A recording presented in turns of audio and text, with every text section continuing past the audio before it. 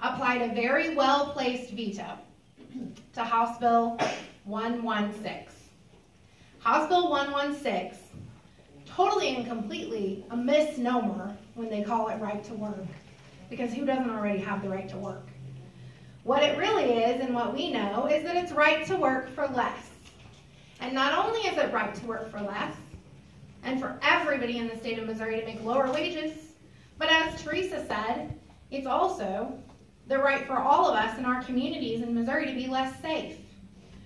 Because what those of us in this room know, and we need to make sure to try to eloquently explain to our friends and our family members and our neighbors that maybe don't understand what unions do, is unions are more than bargaining power. Now, that's almost enough, right?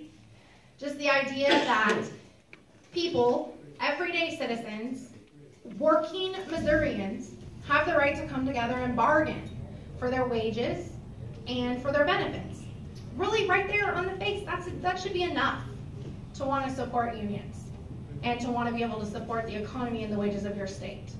But that's not all unions do. Union benefits in a state do not only go to union members.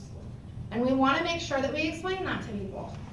The benefit to your state, if you have unions and you have the freedom to bargain in your state, is that your workers building your roads and your schools and your bridges and your buildings and putting in your windows and doing your pavement and wiring your homes and a whole host of other working jobs are well trained. Every union local has an apprenticeship program, training classes. They have training classes right here, next door, in the next building at the IVEW. How many of you in this room are IVEW? You all were apprentices at one time. You all took classes and were well trained to do your job. How many of you in this room are laborers? You guys take classes. You take classes either at the Laborers Local in Joplin or you go to Kansas City to take classes. You're well trained for the things you do. I know, my office is there. There was one time where they were doing trainings there and they had this tape stretched around the doorway and it said something about asbestos. And I thought, I think I'll work from home today. But they're well trained. They know what they're doing. Do we have any carpenters here in the room? Because there's a fantastic carpentry school right there on Main Street, by 7th and Main Street in Joplin, that most people don't even know about. Unions mean training. We've tried to write op-eds about this. We've tried to tell people that if you have a collective bargaining union, free bargaining system in your state means you have better trained workers. I really need you guys to all go out and beat the drum of that message, because it looks very likely that they're not going to be able to overturn the veto of right to work. It looks extremely likely from everything that I am seeing, from every phone call that I've made, from every phone call that my union sources have made. It looks like they're not going to be able to overturn the veto of right to work this time. But they keep coming back to it every time and time again since the 1970s. When it was defeated in Missouri, they've come back to right to work and tried to pass it again and again. So we've come to the point where whether you're in a union or whether you're not in a union but you know you benefit from the things that unions provide to your state, we need to be vocal voices out there in the public explaining to people what unions do. Don't be jealous of a union and union benefits and union wages. If you want those union benefits, that training and those wages, then join a union. If you're not in a union but you're working somewhere else in the workforce, then be grateful for the safety in your community that trained union workers provide when they build things, and be grateful that unions bargain for something that we like to call the prevailing wage, because the economy rises to the level of the prevailing wage. And so when you have unions and you have a high prevailing wage, like that PowerPoint that Steve showed you, we have higher wages in Missouri. All you have to do is look across the border to Kansas. I love the Wizard of Oz. The Yellow Brick Road is a fantastic thing. But right now, Kansas, the people that are in control of Kansas, look a lot more like the Wicked Witch than like Dorothy. Their people are hurting. Their teachers are not getting paid. They're reducing their number of school days. They pay way higher taxes than we do, and they have way lower wages.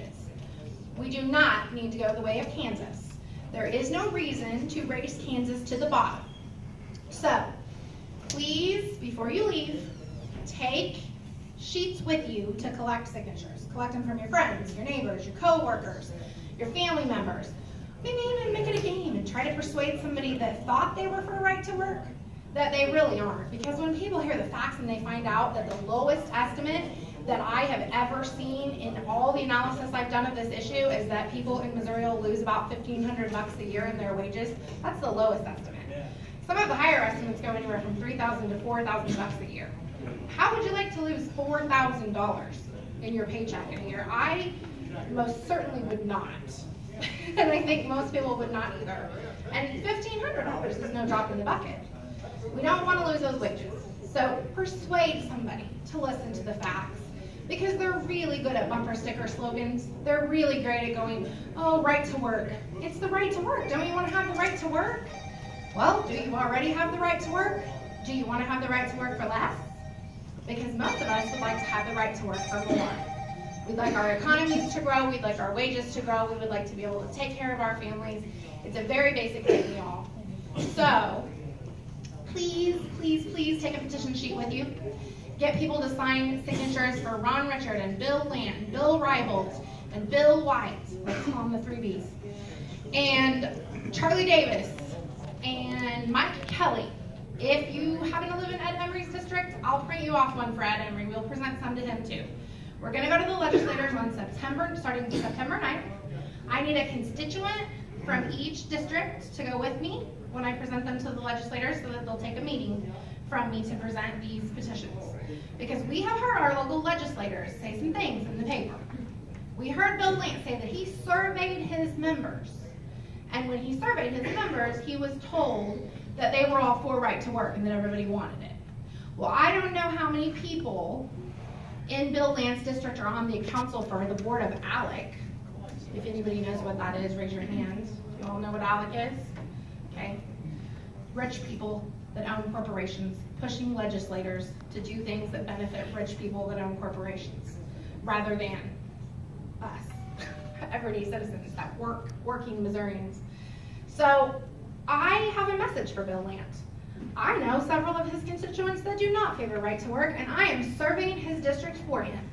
And I am surveying my legislator, Charlie Davis's district, and Bill White, and Bill Reibold, and Bill Lant, and we're going to give that big old bundle to Ron Richard when we have them all. And we're going to say to them, there are people in your district that are not for right to work. We would please ask you to listen to your constituents, go back on September 16th, and when you take that vote, we want you to, repeat after me, let the veto stand. Okay? And then if they don't, then we're going to remember in November, right? Thank you all for coming out tonight. If you didn't get enough food, have more food. Also, Patrick Tuttle is back here with another petition.